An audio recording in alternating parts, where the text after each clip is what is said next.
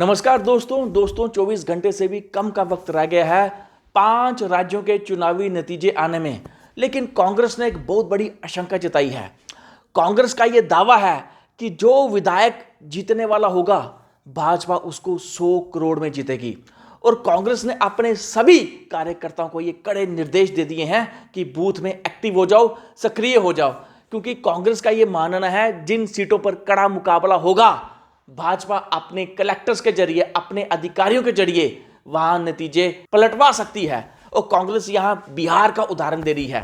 और इसके साथ साथ ये जो आप एग्जिट पोल्स देख रहे हैं इनका भी हवाला दिया जा रहा है। और कांग्रेस ये कह रही है कि ये जो एग्जिट पोल्स हैं, जिन लोगों ने इनको करवाया है वो आरएसएस से जुड़े हुए हैं और वो जानकर इस तरह का एग्जिट पोल्स दिखा रहे हैं ताकि जो कांग्रेस के कार्यकर्ता हैं उनका मनोबल गिराया जा सके और कलेक्टर्स के जरिए और अपने अधिकारियों के जरिए वहां भाजपा उन नतीजों को पलटवा सकती है। जो कांग्रेस के मध्य प्रदेश के जो मुख्यमंत्री प्रत्याशी हैं वो क्या कह रहे हैं, कमलनाथ जी आपके स्क्रीन पर।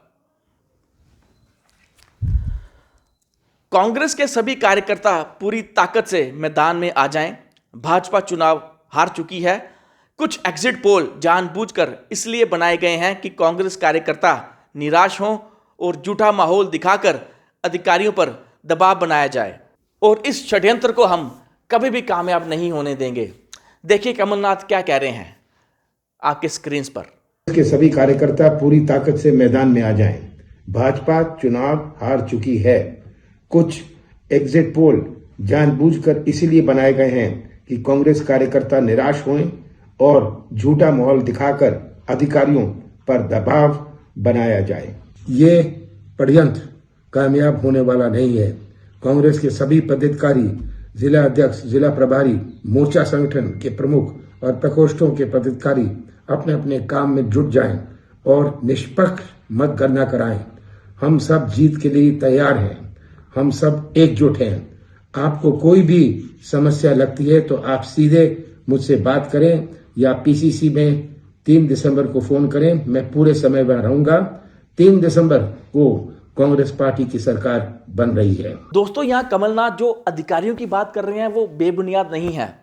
यहाँ 2 एग्जाम्पल्स मैं आपके सामने रखूंगा, दोनों मध्य प्रदेश की। पहले आप वीडियो देख रहे हैं, बैलेट 2 तारीख को खुलना था लेकिन इसको पहले ही खोल दिया जाता है और सभी पार्टीज वहां मौजूद नहीं है। कांग्रेस के कार्यकर्ता सक्रिय थे और उन्होंने उस सब मंजर को अपने कैमरे में कैद कर दिया। एक आदमी निलंबित हुआ लेकिन जो कलेक्टर साहब हैं वहां के गिरीश मिश्रा साहब, उनके खिलाफ कोई एक्शन नहीं लिया गया। और दोस्तों बात यहां तक नहीं रुकती। एक और उदाहरण, ये जो आप स्क्रीन पे जिसकी फोटो देख रहे हैं इनका नाम गोविंद रावत है और ये मध्य प्रदेश के एक मंत्री हैं। इन्होंने वहां के कलेक्टर साहब से मिलकर दीपक आर्य साहब से एक गेम रची। और आप जानते हैं क्या रचा? एक फंक्शन था, उस फंक्शन में मंत्री साहब का बड़ा ज्यादा खर्चा आ चुका था और उन्होंने कलेक्टर साहब के साथ सेटिंग कर दी और कलेक्टर साहब को बोला कि इस खर्चे को कम करके दिखाओ। यानी कि जो एक गाड़ी का 2400 रुपये खर्चा था, मंत्री साहब ने कलेक्टर साहब को बोला कि इसका खर्चा 1200 दिखाओ और कलेक्टर साहब मान गए। इस पे सर्वदलीय बैठक होती है और कलेक्टर साहब ने इसकी जरूरत नहीं समझी और सीधा खुद ही उन्होंने फैसला ले लिया और गोविंद राजपूत जी का काम उन्होंने करना शुरू कर दिया। दोस्तों जब तक इस तरह के अधिकारी, इस तरह के कलेक्टर रहेंगे, चुनावी प्रक्रिया कभी भी निष्पक्ष नहीं हो सकती। और कांग्रेस को एक बहुत बड़ा डर सता रहा है। कांग्रेस कह रही है जिन सीटों पर मुकाबला कड़ा होगा वहां भाजपा विधायकों को खरीद सकती है। और कांग्रेस के नेता दिग्विजय सिंह कह रहे हैं कि विधायकों को 50 लाख से लेकर 100 करोड़ तक उनको दिए जाएंगे उनको खरीदने के लिए। देखिए दिग्विजय जी क्या कह रहे हैं। रणनीति सीधी सी है। हम लोग बैठेंगे पीसीसी में और इस बात पर ध्यान रखेंगे कि काउंटिंग में गड़बड़ी ना हो और रिटर्निंग ऑफिसर जो हैं वो ईमानदारी से काम करें। मैं तो कहना चाहता हूं कि उनको भी विशेष तौर पे, क्योंकि शिवराज सिंह चौहान पिछले 5 दिन लगातार, और उनकी पूरी जो टीम है, उनकी जो शिवराज गैंग है, शिवराज और इकबाल सिंह बैस की जो गैंग है कलेक्टर एसपी में, वो पूरे तरीके से उनको निर्देश दिए गए हैं कि किस तरह से उनको हारे को जिताने का उनके कुछ बताए गए हैं गुर, लेकिन इतना मैं कह देना चाहता हूँ कि हमारी नज़र इन सब पर है, और इसलिए इस पर जो कुछ ऐसा अगर हुआ तो फिर उसी अधिकारी कर्मचारी को भुगतना पड़ेगा। ऑपरेशन लोटस को लेकर के क्या कहना है? मतलब भूपेन सिंह को यहाँ भेजा गया, भूपेन यादव को यहाँ पार्टी ने इसलिए भेजा और ये मैसेज स्प्रेड किया गया कि वो अच्छे मैनेजर है और लोगों को कन्विंस कर लेते हैं। ये भी चैलेंज कहा गया जा रहा है कि लगभग 1 दर्जन जो संभावित प्रत्याशी हैं वो संपर्क में। हाँ, पहले रेट 25-30 करोड़ का था, अब तो 50-100 करोड़ की लोग बात कर रहे हैं। लेकिन ये ईडी क्या करता है, आईटी क्या कर रहा है, सीबीआई, ये काला धन कहाँ से आ रहा है? अमित शाह जी, नरेंद्र मोदी जी, ये काला धन कहाँ से आ रहे हैं? आप तो काला धन वापस लाने वाले थे। नरेंद्र सिंह तोमर जी के बेटे का भी वो भी वीडियो हुआ। अभी देखिए, कल ही हमने ईओडब्ल्यू के पास एक कागज भेजा है, एक पत्र भेजा है, जहाँ खुलेआम एक कंपनी को फेवर किया गया है, करीब 50 से 100 करोड़ का उसमें भ्रष्टाचार है। तो मैं कांग्रेस से एक सवाल पूछना चाहता हूं कि आपके विधायक ही क्यों पलट जाते हैं? मैं जानता हूं एजेंसीज भाजपा के हाथ में है, पैसा भाजपा के हाथ में है, सीक्रेट इलेक्टोरल बॉन्ड्स के जरिए, लेकिन विचारधारा नाम की भी कोई चीज होती है। क्यों ज्योतिरादित्य सिंधिया पलट गए मंत्री पद पाने के लिए?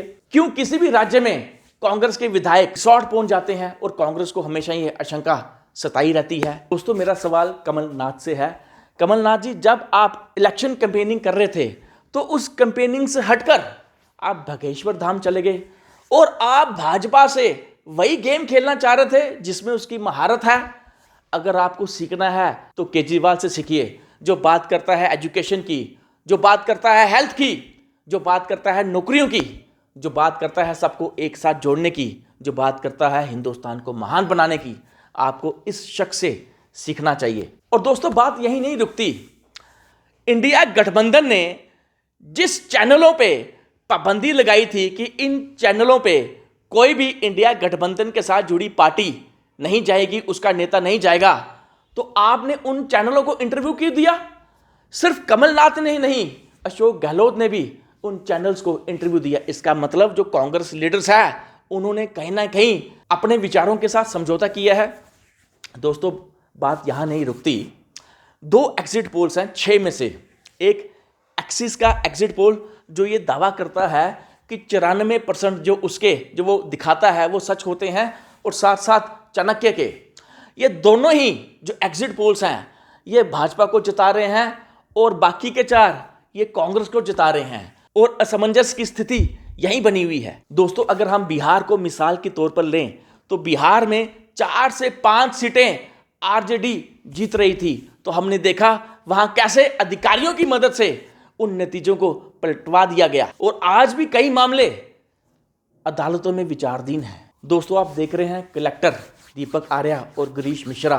दोस्तों, आज सभी के सभी कलेक्टर्स भाजपा के हाथ में हैं, इसलिए माहौल बहुत ही बड़ा टेंशन वाला होगा। बहुत बहुत शुक्रिया।